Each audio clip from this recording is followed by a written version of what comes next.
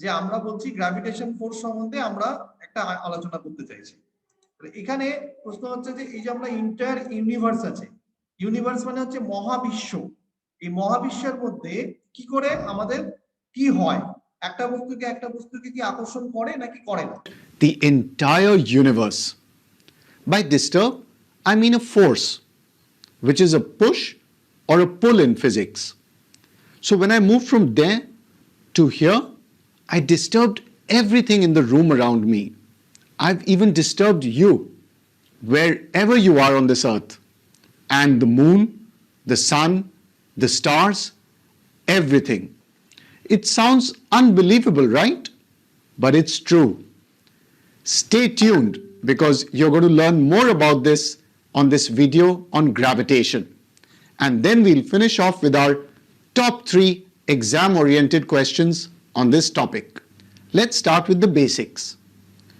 When I drop this ball, why does it fall down? It's because Earth is pulling it down with this invisible force called gravity. In fact, the Earth pulls all the objects. That's how I'm standing on the ground or you're sitting. So this is the gravity. Gravity means অভিকর্ষ বল. We know that the Earth pulls the moon, the sun pulls the Earth and all the other planets with this invisible force. But the interesting question is, do all bodies pull each other with this invisible force? For example, am I pulling this ball right now? So now, this is the question. অভিকর্ষণ ইংরেজি আমরা বলছি gravity, and gravitation কিন্তু মহাকর্ষ। ঠিক আছে, এইটা বোঝানোর জন্য আমি তোমাদেরকে এই ভিডিওটা কিছু দেখালাম। এটা নিয়ে আমরা পরে সেকেন্ড চ্যাপ্টারে সবিস্তারে আলোচনা করব। এটা সারা জীবন মাথায় রাখবে যে অভিকর্ষ মানে হচ্ছে গ্র্যাভিটি, আর গ্র্যাভিটেশন মানে হচ্ছে কি মহাকর্ষ বল। গ্র্যাভিটেশন মানে মহাকর্ষ বল। ঠিক আছে, দুটো কনসেপ্টকে কখনো আমরা গুলিয়ে ফেলবো না। ওকে, একটা বাটখারাকে যদি ধরি বা একটা ইটের টুকরোকে ধরি, তখন কিন্তু দেখবে যে এই একটা উল্টো বল প্রয়োগ করছে। কেন প্রয়োগ করছে? তার কারণ হচ্ছে যে পৃথিবীর অভিকর্ষের টানে যখন বাটখারা বা ইটের টুকরো নিচের দিকে যেতে চাইছে, তখন বাটখারাটি হাতের ওপর আর ইটের টুকরোটি সুতোর ওপর নিচ থেকে একটা বল কিন্তু প্রয়োগ করে। তাহলে আরেকটা বলের কথা আমরা কিন্তু এখানে আসছি। একটা হচ্ছে বাটখারা যখন হাতের ওপর রাখছি তখন সেটা নিচে চলে যেতে চাইছে, তার মানে এটা অভিকর্ষ বল। আরেকটা কি থাকছে? আরেকটা হচ্ছে যে আমরা জানি যে অভিকর্ষ বল প্রয়োগ হচ্ছে, কিন্তু আমরা দেখছি যে বাটখারা বা ইটের টুকরো স্থির হয়ে আছে। কেন? অভিকর্ষ বল প্রয়োগ হওয়া সত্ত্বেও কোনো ত্বরণ সৃষ্টি হয়নি কেন? তাহলে কি এইটার উপরে পৃথিবীর টানের উল্টো দিকের কোনো সমান বল প্রয়োগ করে? উত্তর হচ্ছে হ্যাঁ। তার কারণ হচ্ছে যে বাটখারাকে ধরে আছো বা ইটের টুকরো ধরে আছো, তখন এটা নিচের দিকে যেমন টানছে, তখন কিন্তু বাটখারাটি হাতের ওপর আর ইটের টুকরোটি সুতোর ওপর নিচের দিকে একটা বল প্রয়োগ করছে। তাহলে নিউটনের থার্ড ল কি বলছে? প্রত্যেক ক্রিয়ার সমান ও বিপরীত প্রতিক্রিয়া আছে। সেই জন্য যদি তাই হয়, তাহলে সমান বল উল্টো দিকে কাজ করায় ইট বা বাটখারার ওপর মোট বলের মান 0 হয়ে গেছে, ফলে কোনো ত্বরণ সৃষ্টি হয়নি। কিন্তু ত্বরণ তৈরি হলো না, অথচ দুটি সমান মানের বল উল্টো দিকে কাজ করছে। তাহলে এই বল দুটোকে আমরা মাপবো কি করে? তখনই আমাদের যে কনসেপ্টটা আসছে, সেই কনসেপ্টটা আসছে কিসের? স্প্রিং তুলার কনসেপ্টটা আসছে। তখনই আমাদের কনসেপ্ট আসছে কিসের? স্প্রিং।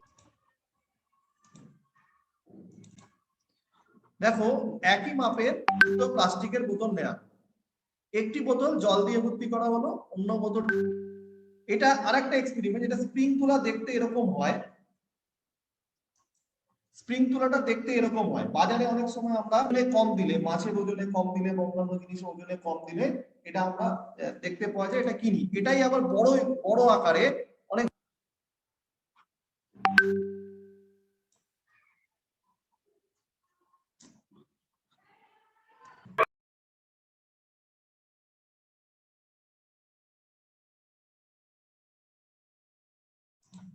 ওকে, তো আমরা আবার দেখছি, এটা নেটওয়ার্কের একটু সমস্যা হয়েছিল। দেখো, এই যে স্প্রিং তুলা প্রত্যেকে আমরা দেখতে পাচ্ছি, এই স্প্রিং তুলাতে আমরা দেখব যে স্প্রিং তুলাতে কি হয়, স্প্রিং তুলাতে যখন আমরা মাপছি তখন এরকম একটা হুকের মতো থাকে, এই হুকের সাহায্যে যে বস্তুটা থাকে সেই বস্তুটাকে ঝুলিয়ে দেওয়া হয়। তাহলে এর একটা ক্যাপাসিটি হতে হবে যে এই ক্যাপাসিটি অনুযায়ী আমি কাজটা করতে পারবো, ঠিক আছে। তাহলে একটা স্প্রিং তুলা দিয়ে দুটো বোতলকে দেখতে পাচ্ছি যে কোনটা ভারী কোনটা হালকা, এটা দুটো এক্সপেরিমেন্ট পরে আসছি সেকেন্ড এক্সপেরিমেন্টটাতে। তাহলে ফার্স্ট এক্সপেরিমেন্ট হচ্ছে এরকম ভাবে ঝোলাচ্ছি আর এইখানে পার্টটা থাকে, অর্থাৎ একটা স্কেলকে নিয়েও আমরা করতে পারি, যেরকম আমাদের স্কেল থাকে, স্কেলের বিভিন্ন সেন্টিমিটার মিলিমিটার এরকম থাকে, তো সেরকম ভাবে আমরা স্কেল দিয়েও এরকম স্প্রিং দিয়ে যদি ঝোলাতে থাকি, তোমাদের বইতে দেখবে এরকম দেওয়া আছে, সেখান থেকেও কিন্তু এটা মাপা যায়, ঠিক আছে। এটা একটা কনসেপ্ট। এবার এর সঙ্গে আমরা আরো একটা কনসেপ্ট বুঝতে পারি, দেখে প্রচুর এক্সপেরিমেন্ট তোমাদের বইতে এই সংক্রান্ত দেওয়া আছে, যে তরলের ঘনত্ব নিয়ে প্রচুর এক্সপেরিমেন্ট আমরা দেখতে পাই, ঠিক আছে।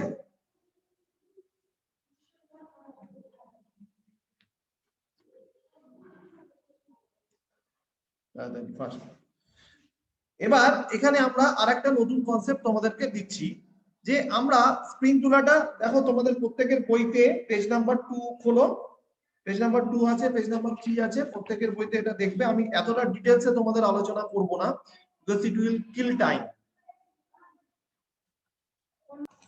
আবার বলছি আমি যে দেখো যখন একটা স্প্রিং থেকে বস্তু থাকে তখন এটা কিরকম ভাবে হয়। তাহলে আমরা এরকম একটা সিস্টেম নিয়েছি, একটা স্প্রিং নিয়েছি, স্প্রিংটা একটা হুক থেকে ঝুলিয়ে দিয়েছি। যদি স্প্রিংটি অন্য প্রান্ত থেকে একটি ভারী বাটখারা বা পাথরের টুকরো ঝুলিয়ে দেওয়া হয়, তখন আমরা কি দেখবো, স্প্রিংটা একটু লম্বা হয়ে গেছে। এবার আমরা কি করলাম, এই যে স্প্রিংটা লম্বা হয়েছে, দুটোতে দুরকম আমরা ওয়েট চাপালাম। একটাতে আমরা ওয়েট চাপালাম 1 কিলো আর একটাতে 2 কিলো।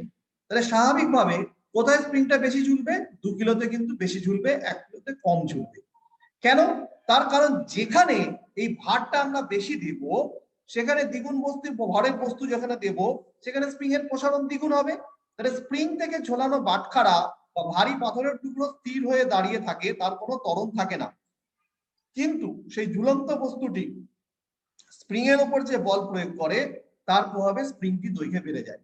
স্প্রিং এর উপর প্রয়োগ করা বল বেশি হলে স্প্রিং এর প্রসারণের মানও বেশি হয়। এই ঘটনাকে আমরা বল মাপার কাজেও ব্যবহার করতে পারি।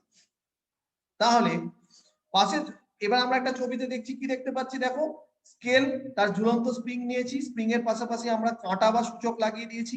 তাহলে এখান থেকে আমরা দেখতে পাবো যে কতটা বস্তুর ওজন, তাহলে যতটা নিচে নামবে ততটা তার বস্তুর ওজন হবে। তাহলে আমরা একটা দাগ দিচ্ছি, সেই দাগ অনুযায়ী স্প্রিং এর সূচক যেখানে আসবে সেভাবে আমরা করব।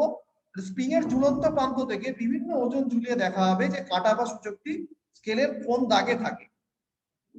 এখানে এভাবে বিভিন্ন ওজনের জন্য সূচকের বিভিন্ন পার্ট পাওয়া সম্ভব। যখন কোনো ওজন ঝোলানো হয়নি, তখন স্প্রিং এর যে সূচক থাকে তাকে শূন্য নাম দেওয়া হলো, 0। দেখো এইখানটাতে আমরা দেখতে পাচ্ছি, দেখো এইখানটাতে আমরা দেখতে পাচ্ছি 0 আছে।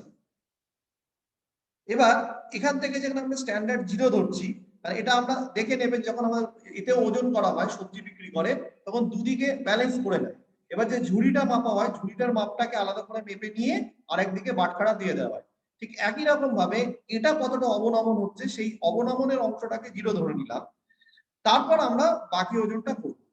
তাহলে দেখো যখন 1 কেজি ভরের কোনো বস্তুকে ঝোলানো হয়, তখন ওই সূচক যেখানে নেমে আসে সেখানকার পার্টকে দেওয়া হয়, বলা হয় 1 কেজি বা 9.8 নিউটন। অর্থাৎ সূচকের অবস্থা থেকে বুঝতে হবে যে 1 কেজি ভরের বস্তুকে পৃথিবী যে বল দিয়ে টানে, ঠিক সেই পরিমাণ বল স্প্রিংটির উপর প্রয়োগ করা হয়েছে। এভাবে 2 কেজি, 3 কেজি বা 4 কেজি, 5 কেজি প্রত্যেকটি ভরের যদি আমরা বস্তুকে মাপি, তাহলে স্প্রিং এর সূচকের অবস্থান দেখে স্প্রিং এর উপর কতটা বল প্রয়োগ করা হয়েছে তা কিন্তু মাপা যাবে। বল প্রয়োগের ফলে স্প্রিং এর এই প্রসারণকে কাজে লাগিয়ে বল মাপার যন্ত্র স্প্রিং তুলা তৈরি করা হয়েছে। সেই স্প্রিং তুলাটা কিরকম, এরকম, এটা আমরা আগে আলোচনা করলাম। এবার আমি যদি স্প্রিং তুলাকে দুদিক থেকে সমানভাবে টানি, বা এদিক থেকে দুদিক থেকে টানলাম, তুলার পার্ট 3 কেজি দেখালো, এটার মানেটা কি? তার মানে স্প্রিং তুলাকে যে বল দিয়ে দুদিকে টেনেছি, সেই বলের প্রতিটির পরিমাণ একটি 3 কেজি ভরের বস্তুকে পৃথিবী যে বল দিয়ে টানে তার সমান। তাহলে এই বলের মান কত? 3 × 9.8 নিউটন বা 29.4 নিউটন। আমি আবার রিপিট করছি, 1 কেজি ভরের কোনো বস্তুকে পৃথিবী যে পরিমাণ বল দিয়ে আকর্ষণ করে সেটাই হচ্ছে 9.8 নিউটন, মানে এটাই হচ্ছে অভিকর্ষ বল। এই জন্য এই যে বলছে না যে এই যে বলের মান কতটা টানছে, 3 কেজি টানছে মানে কি, তাহলে 3 গুণ 9.8 নিউটন মানে 29.4 নিউটনের সমান। বুঝতে পারছি? তো এই অভিকর্ষজ ত্বরণের যে কনসেপ্ট হচ্ছে, ঠিক আছে, সেইখানে একটা ফর্মুলা আসবে, মানে F = m * a হয়, তো সেইখান থেকে আমরা ক্যালকুলেশন করে দেখবো, এগুলো সব আমি পরে পড়াবো তোমাদের। GMM সরি GMM বুদ্ধু মনে পেয়েছিস সমান m * a, আর a সমান সমান হচ্ছে gm/r² সমান সমান হচ্ছে g। এই স্মল জিটা হচ্ছে অভিকর্ষজ ত্বরণ, স্মল জিটা হচ্ছে অভিকর্ষজ ত্বরণ, আর বড় জিটা হচ্ছে মহাকর্ষীয় ধ্রুবক, আর স্মল জিটা হচ্ছে অভিকর্ষজ ত্বরণ বলা হয় একে। এই অভিকর্ষজ ত্বরণের মান এসআই পদ্ধতিতে 9.8 মিটার/সেকেন্ড এইটুকু খালি মাথায় রাখো।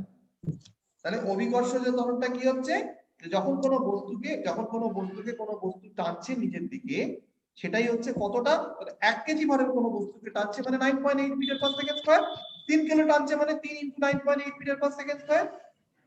ওকে, আমি এটা একদম ডিটেইলসে আরো সুন্দর করে পরে তোমাদের আলোচনা করব। আপাতত এই ব্যাপারটা যদি বোঝা যায় তাহলে আমরা আগের যে কনসেপ্টটা পড়াচ্ছিলাম এটা আশা করছি প্রত্যেকে বুঝতে পারছো।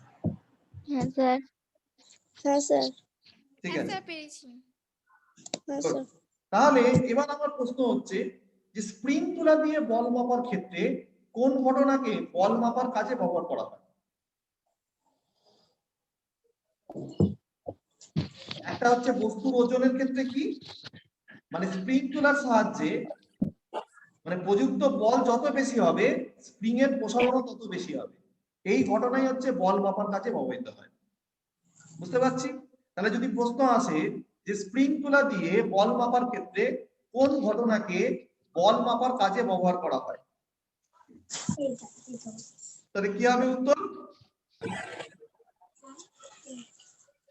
তাহলে হচ্ছে যে স্প্রিং তুলা স্প্রিং এর প্রসারণ যত বেশি হবে, উত্তর হচ্ছে স্প্রিং এর প্রসারণ যত বেশি হবে তত এইটাই হচ্ছে আমার কি, যে বল মাপছি আমরা, এই বলের পরিমাপটাই হচ্ছে এর প্রসারণের উপর ডিপেন্ড করছে। এবার স্প্রিং তোলার সাহায্যে আমরা বস্তুর ওজনকে যে মাপছি, তাহলে বস্তুর ওজনকে মাপার পদ্ধতিটা কি হলো, একটু আগে আমরা কি বললাম, ওই 9.8 দিয়ে গুণ করতে হচ্ছে, অর্থাৎ কিলো ওয়েট। তাহলে ওজন মাপার ক্ষেত্রে যখন আমরা স্প্রিং তুলাকে ব্যবহার করছি তখন আমরা কি করছি, স্প্রিং তুলা ব্যবহারের ক্ষেত্রে বস্তুটিকে হুক দিয়ে ঝুলিয়ে দিলাম, বস্তুর ওজনের জন্য স্প্রিং এ টান পড়ে, ফলে স্প্রিংটি প্রসারিত হয়। এই অবস্থাতে সূচকটি স্কেলের গা বরাবর নিচে নেমে একটি নির্দিষ্ট দাগ ও অংশাঙ্কনে এসে স্থির হয়। এই অংশাঙ্কনের পাঠ বস্তুর ওজন, সেইভাবে এবার যখন এই ওজনটাকে আমরা এই ওজনটাকে মাপছি তখন বলছি 5 কিলো ওয়েট। তাহলে 5 কিলো ওয়েট এই কথাটার অর্থ কি? 5 কিলো ওয়েট মানে হচ্ছে, এটার মানে হচ্ছে 5 × 9.8, এটা কি হচ্ছে নিউটন, সমান সমান 49 নিউটন। এটা কিন্তু সবসময় মাথায় রাখতে হবে, স্প্রিং তুলার সাহায্যে আমরা এইভাবে মাপি। এবার স্প্রিং তুলার সাহায্যে বলের পরিমাপটা কি, তাহলে কোন বস্তুতে প্রযুক্ত বল পরিমাপ করতে স্প্রিং তুলার আংটাতে সংশ্লিষ্ট বস্তুকে আমরা উলম্ব ভাবে রাখতে পারি, রাখলে যে জায়গাটাতে পাঠটা নির্দেশ করছে সেটাই হচ্ছে তার বলের পরিমাপ, তাহলে একই রকম ভাবে এইটাই তার মানে তার বলের পরিমাপ হচ্ছে।